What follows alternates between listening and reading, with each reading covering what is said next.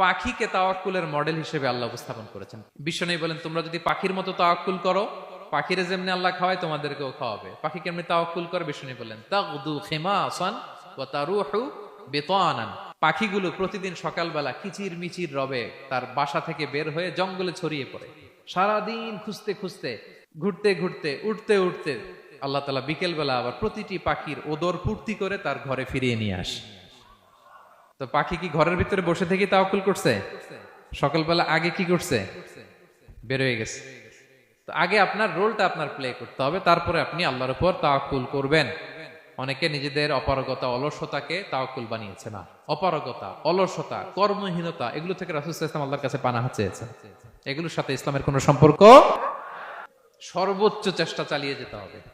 এরপরে ফলাফলের জন্য আমরা কার উপর ভরসা করব?